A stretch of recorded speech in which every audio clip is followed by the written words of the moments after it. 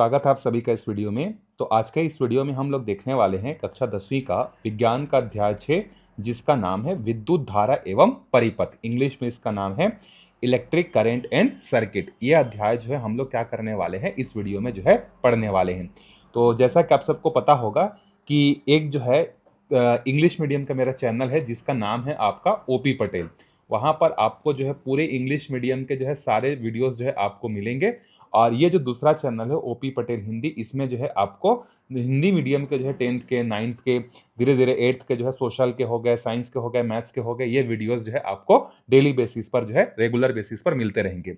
तो ये जो चैनल है या ये जो वीडियो है अपने फ्रेंड्स तक जरूर शेयर करिए, क्योंकि इसमें आपको बिल्कुल फ्री ऑफ कंटेंट जो है सारे सिलेबस जो है कंप्लीट कराया जाएगा। इसके साथ ही जो है हम लोग जो भी चैप्टर इंपॉर्टेंट है, जो भी क्वेश्चन आंसर इंपॉर्टेंट है, उसका भी पीडीएफ जो है आपको मैं प्रोवाइड जो है टेलीग्राम चैनल पे करा दूंगा। टेलीग्राम चैनल का लिंक है आपका ओपी पटेल। चलिए ज़्यादा इधर उधर बातचीत ना करते हुए हम लोग शुरुआत करते हैं। ये जो चैप्टर है विद्युत धारा एवं परिपथ, ये जो है एग्जाम पॉइंट ऑफ व्यू से क्या है बहुत ज़्यादा इंपॉर्टेंट है। और अगर कोई 11th और 12th जो है साइंस लेकर पढ़ना चाहता है, फिजिक्स में जो है आपको ये पूरा का पूरा 2-3 चैप्टर जो है इसके बेसिस पर जो है आपको मिलेगा। तो ये चैप्टर बहुत ही ज़्यादा इंटरेस्टिंग है, बहुत मज़ेदार है और एग्जाम पॉइंट ऑफ व्यू से भी क्या है बहुत ही ज़्यादा जो है इंपॉर्टेंट है। ठीक है, चलिए। पिछली कक्षाओं में आपने कुछ आसान विद्युत परिपथ बनाने सीखे हैं। क्लास 8th में आप लोगों ने बिल्कुल सीखा होगा या 9th में सीखा होगा कि किस तरीके से जो है विद्युत परिपथ जो है बनाया जाता है। क्या आप एक तार, एक बल्ब व बैटरी द्वारा पूर्ण परिपथ बना सकते हैं? आप इन सभी को कितने प्रकार से जोड़कर दिखा सकते हैं? तो कई सारे अलग अलग तरीके जहां पर हम लोग जोड़कर दिखा सकते हैं। ध्यान रहे कि आपको तार का केवल एक ही संयुक्त टुकड़ा उपयोग में लेकर आना है। एक ही टुकड़ा में आपको क्या करना है, इनको जोड़ने में जो है उपयोग में जो है लेकर आना है। तो क्या आप बना सकते हैं? तो हाँ, तार अगर संयुक्त एक ही तार से हम लोग टुकड़ों में उसको तोड़ लेंगे, फिर उसके बाद अलग अलग तरीके से उसको ज्वाइन करके क्या कर सकते हैं, बना सकते हैं। ठीक है, तो ये पिछले क्लास के बारे में आपको बताया जा रहा है। इस अध्याय में हम विद्युत की कई अवधारणाओं के बारे में जानेंगे। क्या आप जानते हैं कि विद्युत दो स्वरूपों में पाई जाती है? एक है स्थिर विद्युत और दूसरा क्या है, धारा विद्युत। ठीक है, देखो जब हम लोग बोलते हैं कि किसी भी तार में या किसी भी चीज में अगर धारा प्रवाहित हो रही है, इसका मतलब होता है विद्युत धारा प्रवाहित कब होता है, जब उसमें क्या प्रवाहित होता है, आवेश, जिसको इंग्लिश में कहा जाता है चार्ज। ठीक है, तो जब किसी भी तार में, लोहा में, तांबा में जब आवेश प्रवाहित होता है, तब हम लोग क्या बोलते हैं कि धारा प्रवाहित हो रही है।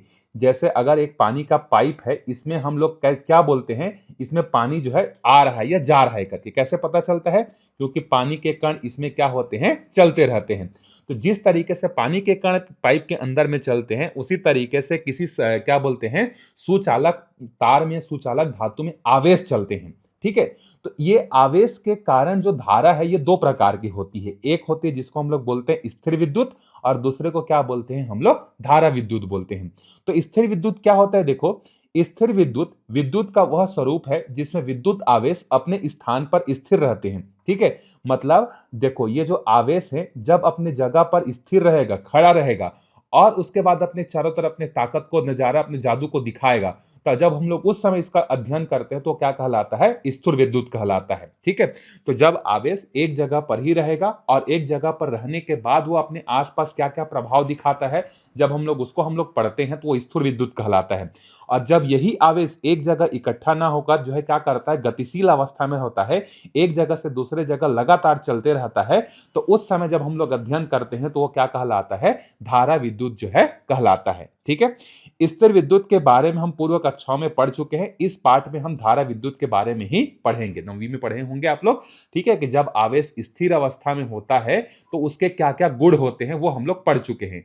तो अभी जो हम लोग पढ़ने वाले हैं इस अध्याय में वो क्या है आपका, जब आवेश किसी जगह पर क्या होता है, अपने जगह पर स्थिर ना होकर लगातार इधर से उधर, इधर से उधर चलते रहता है, मतलब जो आवेश है जब वो गतिशील अवस्था में होता है, उस समय उसके क्या क्या गुण होते हैं उसको हम लोग पढ़ेंगे कहां पर, इस अध्याय में।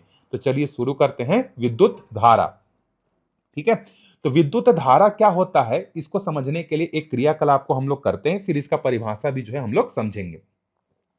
देखिए इस क्रियाकलाप को, इस एक्टिविटी को अगर आपको करना है तो आपको कुछ मटेरियल की जरूरत पड़ेगी, सामग्री की, जैसे संयोजी तारे, लोहे की कील, लकड़ी की छड़ या पेंसिल, एक विद्युत बल्ब और एक सेल, इतना सारा चीज होगा। तो इसको आप अपने स्कूल के लैब में भी जो है क्या कर सकते हैं, कर सकते हैं। देखिए यहाँ पर 3 स्थिति आपको दी गई है। पहली स्थिति में क्या है, चित्र 1 के अनुसार एक विद्युत परिपथ बनाएं। ठीक है, ये परिपथ आपको बनाना है, इस तरीके से बड़े आराम से आप बना सकते हैं। इसमें संयोजी तारों की मदद से एक सेल को एक किल व एक बल्ब के साथ जोड़कर परिपथ पूर्ण करें।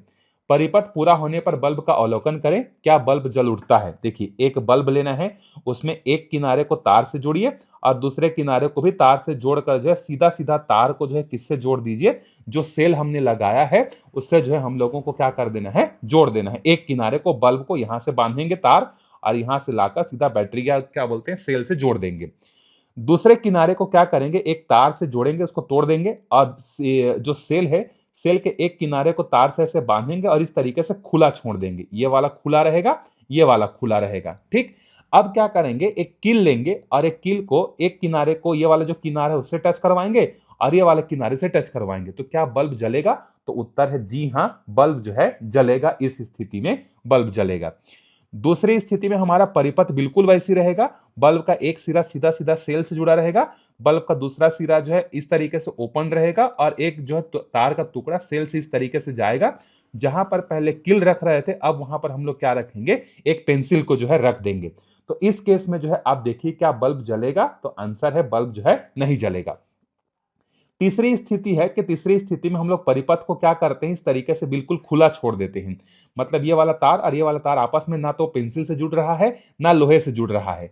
तो क्या ये बल्ब जलेगा, उत्तर है नहीं जलेगा। ठीक, चलो तो यहां पर जो है नहीं, तो पहले स्थिति में बल्ब जलेगा, दूसरे स्थिति में नहीं जलेगा, तीसरे स्थिति में भी नहीं जलेगा। इसी प्रकार आप सिक्का, कांच की छड़, कागज, रबर आदि का उपयोग करके यह प्रयोग दोहरा सकते हैं। जहां पर आपने कील लगाया, पेंसिल लगाया, वहां पर आप सिक्का भी लगा सकते हैं, कांच का छड़ भी लगा सकते हैं, कागज भी लगा कर देख सकते हैं, रबड़ भी लगा कर देख सकते हैं और अपने अवलोकन को क्या कर सकते हैं, अपने कॉपी में नोट कर सकते हैं कि किसको हमने लगाया तो बल्ब जला और किसको नहीं लगाने से बल्ब जो है नहीं जला। ये आप उसमें नोट कर सकते हैं। हमने देखा कि जब परिपथ संयोजी तारों से जुड़कर पूर्ण हो अथवा उसमें चालक तारों के साथ ही कोई अन्य चालक धातु भी उपस्थित हो, तब भी बल्ब जलने लगता है। बिल्कुल सही है कि अगर आप तार को सीधा सीधा जोड़ दोगे, यहाँ पर जो कील लगाया हमने, इस कील के जगह इन दोनों तारों को अगर सीधा सीधा हम लोग जोड़ देते तो भी बल्ब जल जाता हमारा। और अगर हम लोग इसको नहीं जोड़ रहे हैं और इसके जगह पर अगर कील लगा रहे हैं तो भी हमारा बल्ब क्या हो रहा है, जल रहा है। अर्थात ऐसी स्थिति में परिपथ में विद्युत आवेशों का प्रवाह बिना किसी रुकावट के होता है, परंतु किसी विद्युत रोधी पदार्थ की उपस्थिति में अथवा टूटे हुए परिपथ की स्थिति में आवेशों का प्रवाह रुक जाता है और बल्ब नहीं जल पाता। ऊपर दिए गए प्रयोग में आपके द्वारा ली गई वस्तुओं को चालक में विद्युत रोधी की श्रेणी में बांटे। तो अब आपको क्या करना है, आपने जो जो यहाँ पर रबर, कागज, कांच का टुकड़ा, पेंसिल जो भी लगाया उसको 2 हिस्सों में बांटना है। एक है आपका चालक और दूसरा क्या है, विद्युत रोधी। तो चालक क्या होते हैं, ऐसा पदार्थ होते हैं जिसको अगर हम लोग परिपथ में जोड़ते हैं और परिपथ में जोड़ने से अगर बल्ब जल जाएगा तो वो चालक कहलाएगा, क्योंकि अपने में से आवेश को इसने प्रवाहित होने दिया। जबकि यहां पर देखिए जो पेंसिल था, पेंसिल जो है इस सेल से जो निकला हुआ आवेश है इसको बल्ब तक जो है पहुंचने नहीं दिया। तो ये आपका क्या है, विद्युत रोधी है। तो 2 तरीके के पदार्थ होते हैं जब हम लोग विद्युत धारा पढ़ते हैं, एक होता है चालक और दूसरा क्या होता है, विद्युत रोधी। तो चालक क्या होता है, ऐसे पदार्थ होते हैं जिसमें से विद्युत के आवेश बड़े आराम से क्या कर सकते हैं, उस पर चल सकते हैं या उसमें से पार हो सकते हैं। जबकि विद्युत रोधी क्या होते हैं, विद्युत रोधी ऐसे पदार्थ होते हैं जो अपने में से आवेश को प्रवाहित होने नहीं देते हैं, तो वो विद्युत रोधी पदार्थ होते हैं। ठीक है, इसी का परिभाषा आपको दिया होगा। और चूंकि पहला वाला में जो है हमने विद्युत तारों के बीच में जो है किसको लगाया था, कील को लगाया था और कील को लगाने से हमारा बल्ब जल गया था। तो हम लोग बोलेंगे जो कील है या जो लोहा है वो किस तरीके का पदार्थ है, तो वो आपका चालक है। ठीक, दूसरे में हमने किसको लगाया था, परिपथ में जो है पेंसिल को लगाया था। तो पेंसिल को लगाने से हमारा बल्ब जो है क्या हुआ था, नहीं जला था। तो नहीं जला था मतलब जो पेंसिल है हमारा वो किस तरीके का पदार्थ है, वो हमारा विद्युत रोधी जो है पदार्थ है। ठीक है, हम कह सकते हैं कि देखो यहां पर चालक क्या है, अगर पूछा जाएगा तो चालक का परिभाषा क्या होता है, चालक वे पदार्थ होते हैं जिनमें से विद्युत धारा का प्रवाह हो पाता है, ये चालक का है, ठीक। जबकि विद्युत रोधी अर्थात इसको सुचालक भी बोलते हैं, चालक को सुचालक भी बोलते हैं और विद्युत रोधी को कुचालक भी बोलते हैं। जबकि विद्युत रोधी अर्थात कुचालक वे पदार्थ हैं जो विद्युत धारा का प्रवाह नहीं होने देते। ये परिभाषा है आपका 2 नंबर का अगर पूछा जाता है कि चालक या सुचालक क्या होते हैं, तो आप लिखेंगे वे पदार्थ जिसमें से विद्युत धारा प्रवाहित हो जाती है या हो सकता है, वो चालक कहलाता है। उदाहरण के लिए लोहा, सिक्का, ये आप कर सकते हैं। और विद्युत रोधी या कुचालक पूछेगा तो क्या बोलेंगे, ऐसे पदार्थ जिसमें से विद्युत धारा प्रवाहित नहीं हो सकता। उदाहरण के लिए कागज, रबर, कांच का गिलास। ध्यान रहे कि दरअसल प्रवाह विद्युत धारा का नहीं बल्कि विद्युत आवेशों का होता है। मैंने आपको पहले ही बताया था कि जब हम लोग बोलते हैं कि किसी पाइप में पानी जा रहा है, इसका मतलब पानी के कण उसमें जाते रहते हैं।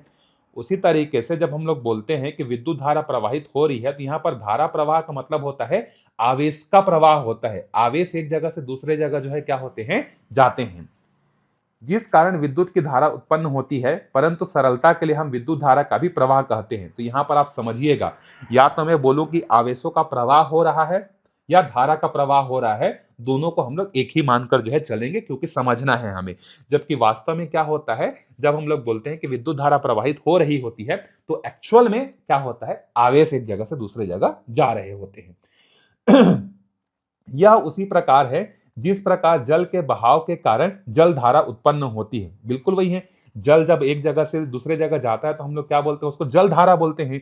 तो उसी तरीके से यहाँ पर जल की मात्रा आवेशों की मात्रा का है। तो जब जल के टुकड़े बहते हैं या जल के कण बहते हैं तो जल धारा बोल देते हैं, जब आवेश बहता है तो उसको विद्युत धारा बोल देते हैं, ठीक। इस पाठ में हम विद्युत की कुछ अवधारणाओं को समझने के लिए इसी समरूपी परिस्थिति का उपयोग करेंगे। ध्यान रहे कि जिस प्रकार पानी या किसी पदार्थ के कण होते हैं, उस तरह बिजली के कण नहीं होते, क्योंकि बिजली विद्युत कोई पदार्थ नहीं है। अब इसको हम लोग पानी से तुलना कर रहे हैं, तो आप ये मत समझिएगा कि जैसे पानी के कण को हम लोग छू सकते हैं, हाथ में उठा सकते हैं, तो पानी के कण होते हैं। लेकिन वास्तव में विद्युत के जो है इस तरीके का आवेश नाम का कोई चीज जो है नहीं होता। ये हम लोग अपने समझने के लिए कल्पना जो है करते हैं कि अगर किसी तार में धारा प्रवाहित हो रहा है, मतलब उसमें कुछ चीज तो होगी, उसको क्या मान लेते हैं, आवेश मान लेते हैं। तो याद रखिएगा, आवेश अपने आप में कोई पदार्थ नहीं है। जबकि जल धारा बोलते हैं तो उसमें जल एक पदार्थ है। तो इसको बिल्कुल ध्यान से आप समझिएगा। हम लोग अपने समझने के लिए, चीजों को सिंप्लीफाई करने के लिए हम लोग बोल देते हैं कि विद्युत धारा प्रवाहित हो रही है, मतलब उसमें आवेश बह रहा है करके। लेकिन आवेश को आप ऐसे तार से खींच कर नहीं निकाल सकते, क्योंकि वो काल्पनिक है, ऐसी कोई चीज नहीं होती है। इसलिए जिस प्रकार पानी के कटे हुए पाइप से पानी प्रवाह बाधित होता है, कटे हुए तार में से विद्युत का बहाव नहीं दिखता, बल्कि बहाव रुक जाता है। जब आप पाइप में जो है क्या करते हैं, पाइप को काट देते हैं, तो पानी का क्या होता है, प्रवाह जो होता है बाधित हो जाता है। लेकिन और आपको दिखने लगता है, जैसे यहाँ पर जो है एक पाइप है, और इस पाइप में अगर हम लोग यहाँ पर एक छेद कर देंगे और पानी अगर इसमें से जा रही है, तो पानी यहाँ से बाहर निकलेगी और हमको दिखेगा। तो हमको समझ में आता है कि हाँ, पानी कोई चीज है, क्योंकि वो बाहर निकल रही है, हमको दिख रही है। लेकिन अगर वहीं पर एक तार में अगर धारा प्रवाहित हो रही है और इसको बीच से अगर काट देंगे हम लोग, तो हमको यहाँ से कोई आवेश ऐसा बाहर निकलता हुआ नहीं दिखेगा, क्योंकि आवेश जो है कोई पदार्थ नहीं होता है। आवेश जो है एक तरीके का कल्पना होता है, ठीक है, कि इसमें आवेश इस तरीके से रहता होगा करके। तो यहाँ पर हमको आवेश जो है नहीं दिखता है, ठीक है। चलिए, विद्युत धारा वह कुल आवेश है जो चालक के किसी अनुप्रस्थ काट के क्षेत्रफल में इकाई समय में गुजरता है। अब देखिए, अगर आपको विद्युत धारा का परिभाषा अगर आपको लिखना है, तो देखिए पहले चीज तो आप याद रखिए, आवेश एक कल्पना है। आवेश जो है कोई मटेरियल नहीं है, ये एक तरीके का जो है बोल सकते हैं कि एक हम लोग का कल्पना है, जो कि विद्युत को परिभाषित करने में मदद करता है। तो अगर आपसे पूछा जाएगा विद्युत धारा क्या होता है, तो देखिए, जब किसी चालक में किसी अनुप्रस्थ काट के क्षेत्रफल, मतलब किसी एक इकाई क्षेत्रफल में, या इसको आप ऐसे बोल सकते हैं कि विद्युत धारा क्या होती है, किसी चालक के अंदर में प्रति सेकेंड में गुजरने वाले आवेश की मात्रा होती है, और इसको हम लोग क्या बोलते हैं, विद्युत धारा बोलते हैं। तो विद्युत धारा का मैंने सिंपल परिभाषा आपको बता दिया कि प्रति इकाई समय में किसी भी चालक के अंदर से गुजरने वाले आवेश की मात्रा को क्या बोलते हैं हम लोग, विद्युत धारा जो है हम लोग बोलते हैं। मतलब यहां पर जैसे देख लो कि जैसे एक दरवाजा है, ठीक है, इस दरवाजा से जो है क्या हो रहे हैं, एक सेकेंड में कितने लोग इस दरवाजे के से पार हो रहे हैं। तो हमने यहाँ पर एक आदमी को खड़ा किया और कितने लोग इस दरवाजे से अंदर जा रहे हैं हम लोग यहाँ पर गिन लिए। तो वो हमको बताया कि सर हर सेकेंड में जो है 10 आदमी पार हो रहे हैं, तो इसको हम लोग बोलेंगे कि 10 जो आदमी है प्रति सेकेंड जा रहे हैं। तो उसी तरीके से जब किसी चालक में हर सेकेंड में जितने आवेश गुजरते हैं उसकी मात्रा को क्या बोलते हैं हम लोग, विद्युत धारा बोलते हैं, या विद्युत इलेक्ट्रिक जो है हम लोग उसको क्या बोलते हैं, करंट जो है हम लोग बोलते हैं। और जो आवेश है जिसको हम लोग कल्पना मानते हैं उसका जो इकाई है उसको भी तो कुछ इकाई देना पड़ेगा। जैसे द्रव्यमान का भार केजी होता है, लंबाई का मीटर होता है, उसी तरीके से आवेश का जो भार होता है वो क्या होता है, कूलाम होता है। यदि Q कूलाम आवेश किसी चालक से t सेकेंड में प्रवाहित होता है तो उस चालक में प्रवाहित होने वाली विद्युत धारा का मान होगा, विद्युत धारा को हम लोग I से दर्शाते हैं, और I क्या है, हमारा विद्युत धारा। और ये क्या बताता है कि किसी भी चालक में प्रति सेकेंड, सेकेंड मतलब समय आ गया, समय मतलब t मतलब टाइम, और आवेश मतलब क्या है, कूलम। तो हम लोग क्या बोलते हैं, कूलम प्रति सेकेंड। यहां पर देखिए इसका इकाई क्या है, कूलम, और इसका समय का क्या होता है, सेकेंड। तो कूलाम प्रति सेकेंड को ही क्या बोलते हैं हम लोग, विद्युत धारा जो है बोलते हैं। तो बहुत ज्यादा कंफ्यूजन हो गया होगा, तो मैं सिंपल आपको पहली चीज बताता हूं। देखिए सबसे पहले जब हम लोग बोलते हैं कि किसी चालक के अंदर से विद्युत धारा प्रवाहित हो रही है, इसका मतलब वहां पर एक काल्पनिक चीज प्रवाहित होती है, क्योंकि हमको समझना है, चीजों को सिंप्लीफाई करना है, इसीलिए उस चीज का नाम हम लोग क्या रख देते हैं, आवेश। तो आवेश का जो इकाई होता है वो होता है कूलम। अब आते हैं विद्युत धारा की परिभाषा पे। तो विद्युत धारा की परिभाषा क्या होती है, देखो, तो विद्युत धारा की परिभाषा होती है किसी चालक के अंदर में प्रति सेकेंड में प्रवाहित होने वाली आवेशों की मात्रा को क्या कहा जाता है, प्रति सेकेंड में बहने वाले आवेशों की मात्रा को ही विद्युत धारा जो है कहा जाता है। ठीक है, तो विद्युत धारा का परिभाषा पूछा जाएगा तो क्या लिखोगे, किसी चालक के अंदर में प्रति सेकेंड बहने वाली, या बोल सकते हैं कि एक निश्चित समय में बहने वाले आवेश की मात्रा को क्या बोलते हैं हम लोग, विद्युत धारा बोलते हैं। यहां पर आपको ये अनुप्रस्थ काट क्षेत्रफल वाला नहीं लिखोगे तो भी आपको चल जाएगा। तो प्रति इकाई सेकेंड क्या बोलते हैं, आवेश की मात्रा को क्या बोलते हैं, विद्युत धारा बोलते हैं। और इसको जो है गणित के रूप में कैसे लिखते हैं, धारा मतलब I बराबर Q मतलब कूलम, कूलम मतलब आवेश होता है, और बटे में सेकेंड ये होता है। ठीक, और अगर हम लोग बोला जाए कि इसका इकाई क्या होता है विद्युत धारा का, जैसे आवेश का इकाई तो कूलाम है, ठीक है, और समय का क्या होता है, सेकेंड, तो हम लोग धारा का इकाई क्या मान सकते हैं, धारा का इकाई मान सकते हैं कूलाम प्रति सेकेंड, मान सकते हैं कि नहीं, क्योंकि आवेश का इकाई कूलाम है और समय का सेकेंड होता है, ऐसा ही मात्रक। ठीक है, तो हम लोग यहां पर बोलेंगे धारा का मात्रक क्या होता है, कूलाम प्रति सेकेंड। लेकिन देखिए ये जो फ्रांसीसी वैज्ञानिक है जिसका नाम है सर आंद्रे मेरी एम्पियर, को फादर ऑफ इलेक्ट्रोडायनेमिक्स के नाम से जाना जाता है, और इसी के नाम पर जो विद्युत धारा का जो इकाई कूलाम प्रति सेकेंड होना चाहिए था, इसको हम लोग क्या नाम दे देते हैं, एम्पियर नाम दे देते हैं इनके सम्मान में। आई होप आपको मेरी बात समझ में आई होगी। विद्युत धारा का अगर सामान्य रूप में इकाई अगर पूछा जाए तो क्या होना चाहिए, Q मतलब होता है कूलाम और T मतलब होता है समय, तो इसका जो यूनिट है या इसका जो इकाई है वो क्या होना चाहिए, कूलाम प्रति सेकेंड होना चाहिए, और ये होता भी है। लेकिन हम लोग इतना बड़ा नाम ना लेकर, ये जो आदमी दिख रहा है इसने इस फील्ड में बहुत सारा काम किया था, इसीलिए इतना झंझट को हम लोग एक सिंपल नाम से दर्शा देते हैं, एम्पियर करके। और ऐसे जितने भी फिजिक्स में इकाई होते हैं जो किसी वैज्ञानिक के नाम पे होते हैं वो हमेशा कैपिटल लेटर में लिखा जाता है।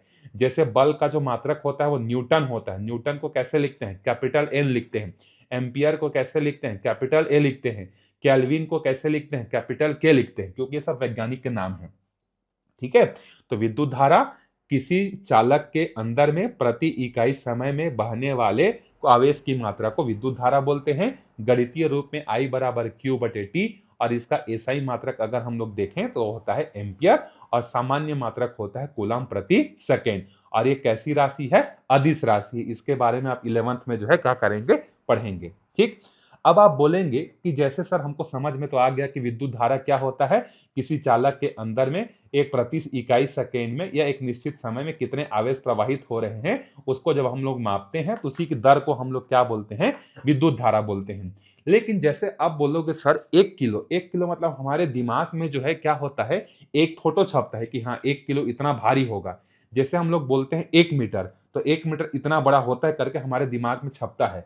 तो उसी तरीके से 1 एम्पियर जो होता है वो कितना बड़ा होता है, तो देखिए I बराबर क्या होता है, Q बटे में T। तो अगर हम लोग समय को 1 सेकेंड ले लेते हैं, ठीक है, समय को कितना ले लेते हैं 1 सेकेंड, और आवेश को ले लेते हैं 1 कूलम, ठीक, तो ये क्या हो जाएगा, जो आई वाला जो सूत्र है वो हो जाएगा आई बराबर क्यू, क्यू के मान 1 है, 1/1, तो आई का मात्रा कितना होगा 1 एम्पियर। तो 1 एम्पियर क्या होता है, जब किसी चालक में 1 सेकेंड में 1 आवेश गुजरता है तो उसको हम लोग क्या बोलते हैं, 1 एम्पियर बोलते हैं। मेरी बात समझ में आ गई? किसी भी चालक में 1 सेकेंड में जब 1 आवेश गुजरता है तो उसको कहा जाता है 1 एम्पियर। तो 1 एम्पियर कितनी बड़ी राशि है आपको समझ में आ गया? 1 सेकेंड में किसी चालक से 1 आवेश जाएगा तो उसको बोलते हैं हम लोग 1 एम्पियर बोलते हैं, ठीक है। और इससे भी छोटी इकाई की जरूरत पड़ती है, एम्पियर से छोटी इकाई जो होती है इसको हम लोग मिली एम्पियर बोलते हैं, और इससे भी छोटी इकाई होती है जिसको हम लोग क्या बोलते हैं, माइक्रो एम्पियर बोलते हैं। तो मिली एम्पियर क्या होता है, 1 एम्पियर के अगर हम लोग 1000 टुकड़े करते हैं तो उस 1000 टुकड़े का एक हिस्सा जो होगा उसको हम लोग क्या बोलते हैं, 1 मिली एम्पियर जो है बोलते हैं। तो 1 एम्पियर के 1000 टुकड़े करने से एक छोटा टुकड़ा क्या कहलाता है, 1 मिली एम्पियर। और जब इसी को हम लोग क्या करते हैं, 1000 टुकड़ा से अगर हम लोग 10 लाख कर देते हैं, जैसे यहां पर देखिए इकाई, दहाई, सैकड़ा, हजार, 10,000, लाख, 10 लाख, ठीक। तो 1000 टुकड़े का एक हिस्से को 1 मिली एम्पियर बोलते हैं, और 10 लाख के एक हिस्से को क्या बोलते हैं, माइक्रो एम्पियर बोलते हैं। और ये तो आपने गणित में पढ़ा होगा कि 1/1000 है, 3 जीरो है, तो इसको हम लोग पहले कैसे लिखते हैं, इसको घात के रूप में जब लिखते हैं तो ये बनेगा 1/10 की घात में 3। और आपको पता है कि अगर नीचे में अगर धनात्मक घात है, जब हम लोग उसको ऊपर लेके जाते हैं तो ये क्या बन जाता है, ऋणात्मक। तो उसी तरीके से यहां भी होगा, 1/6 जीरो है तो 10 की घात में 6 होगा, और जब इसको ऊपर लेके जाएंगे तो ये हो जाएगा 10 की घात ऋण 6। तो 1 मिली एम्पियर होता है 10 की घात में ऋण 3 एम्पियर, और एक माइक्रो, ये जो पढ़ते हैं इसको माइक्रो पढ़ते हैं, इसको क्या बोलते हैं, 10 की घात में ऋण 6 एम्पियर जो है हम लोग इसको बोलते हैं। आई होप ये बात आपको समझ में आ गया होगा, ठीक है। तो यहां पर विद्युत धारा क्या होता है, 1 एम्पियर कितना बड़ा राशि है, 1 मिली एम्पियर कितना बड़ा राशि है, 1 माइक्रो एम्पियर कितना बड़ा राशि है, ये सारी की सारी बातें हमने यहां पर जो है समझ ली है, ठीक है। चलिए अब देखिए इसको नापते कैसे हैं। तो नापने के लिए जो है, विद्युत धारा को नापने के लिए हम लोग एक क्या बोलते हैं, एक इंस्ट्रूमेंट का उपयोग करते हैं, एक मशीन का उपयोग करते हैं जिसको हम लोग बोलते हैं अमीटर, ठीक। तो किसी विद्युत परिपथ में विद्युत धारा कितना प्रवाहित हो रहा है, इसको नापने के लिए हम लोग अमीटर का उपयोग करते हैं। यह एक ऐसा उपकरण है जो कि विद्युत की मात्रा को दर्शाता है कि कितना विद्युत धारा प्रवाहित हो रहा है। जैसे अगर आपके घर में कोई इलेक्ट्रिशियन अगर आपके घर के सामान को बनाने आया होगा तो वो अपने पास एक मशीन लेकर आता है और उस मशीन से चेक करता है, तो उसमें इस तरीके का एक डायलर बना रहता है। इस डायलर का ये कांटा जो है इधर उधर हिलता डुलता है, जिसको देखकर वो बताता है कि हाँ इसमें करंट आ रहा है कि नहीं आ रहा है करके, ठीक है। उसी को क्या कहा जाता है, अमीटर जो है सामान्य भाषा में कहा जाता है। अब ये बनता कैसे है, देखो, अमीटर का धनात्मक सिरा, अच्छा दो सिरा होता है ना, एक होता है धनात्मक सिरा और एक होता है हमारा क्या, ऋणात्मक सिरा होता है। धनात्मक सिरा और कौन सा, ऋणात्मक सिरा, किसी भी चीज का, चाहे बैटरी हो, चाहे रेजिस्टेंस हो, चाहे किसी भी चीज का, हमारे पास दो सिरे जो है इस तरीके से होते हैं।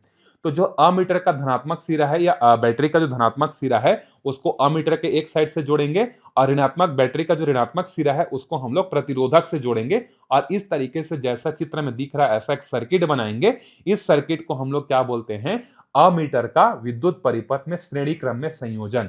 अब इस श्रेणी क्रम क्या होता है, समांतर क्रम क्या होता है, अगले वीडियो में हम लोग यहाँ पर देखेंगे। तो इसमें आपको बस यहीं तक पढ़ना है, ठीक है। अमीटर जो है क्या है, एक ऐसा उपकरण है जिसकी सहायता से हम लोग किसी चालक में जो है विद्युत धारा में कितनी प्रवाहित हो रही है उसको नापने के लिए इसका उपयोग जो है हम लोग करते हैं, ठीक है। मेरी बात आपको समझ में आ गई होगी। चलिए एक प्रश्न को हल कर लेते हैं। जैसे देखिए यहां पर, किसी विद्युत परिपथ में 0.4 एम्पियर की विद्युत धारा 10 मिनट में प्रवाहित होती है। विद्युत परिपथ से प्रवाहित विद्युत आवेश का परिमाण क्या होगा। सिंपल सा है, देखो आई बराबर क्या होता है, हमने सूत्र पढ़ा है Q/T। तो आई हमारा मतलब करंट, करंट कितना है 0.4 एम्पियर। Q का मान हमें निकालना है और T का मान जो होता है वो सेकेंड में होता है, लेकिन ये तो मिनट दिया है। तो 1 मिनट में 60 सेकेंड, तो 10 मिनट में कितना हो जाएगा, 10 गुणित 60 हो जाएगा। यहां से इसको गुणा करते हैं तो Q का मान हमें मिल जाएगा। तो 0.4 गुणित 10 गुणित ये हो जाएगा 6, ठीक है। तो यहां से Q का मान कितना निकल कर आएगा, ये हो जाएगा 600, और 600 को 4 से गुणा करेंगे तो ये हो जाएगा हमारा कितना, 24। ठीक है, होगा कि नहीं, एक जीरो यहाँ चले जाएगा तो ये हो जाएगा, नहीं 240 हो जाएगा। तो 240 कूलाम जो है ये हो जाएगा। मेरी बात समझ में आई होगी आपको, ठीक है। एक मिनट, हाँ गुणा करेंगे तो ये हो जाएगा 4 4 छक्के 24, 240 कूलम, ठीक। तो ये हो जाएगा क्यू का मान। यहीं पर आपको ऐसा प्रश्न दे सकता है, क्यू का मान दे देगा, समय दे देगा और आई का मान भी जो है पूछ सकता है। तो आपको कैसे पता चलेगा कौन सा आई का मान है, तो इकाई को देखकर। अभी हमने पढ़ा कि आई का इकाई क्या होता है, एम्पियर। तो यहाँ देखो 0.4 एम्पियर दिया है, मतलब ये आई का है। और ये तो मिनट और सेकेंड दिया है, मतलब समझ जाओगे कि समय का मान है। विद्युत धारा के मात्रक की परिभाषा लिखिए। तो एम्पियर क्या होता है, हमने पढ़ा, जब किसी भी चालक के अंदर में 1 सेकेंड में 1 आवेश प्रवाहित होता है तो उसको 1 एम्पियर कहा जाता है। क्या होगा विद्युत परिपथ में यदि अमीटर को समांतर क्रम में जोड़ा जाए? इसको जब हम लोग श्रेणी क्रम और समांतर क्रम पढ़ेंगे वहां पर मैं आपको बताऊंगा। तो आपको कैसा लगा ये वीडियो, समझ में आया कि नहीं आया, कमेंट करके बता सकते हैं। मिलते हैं अगले वीडियो में, तब तक अच्छे से पढ़ते रहिए। वीडियो को अपने फ्रेंड्स तक जरूर शेयर करिए। बाय।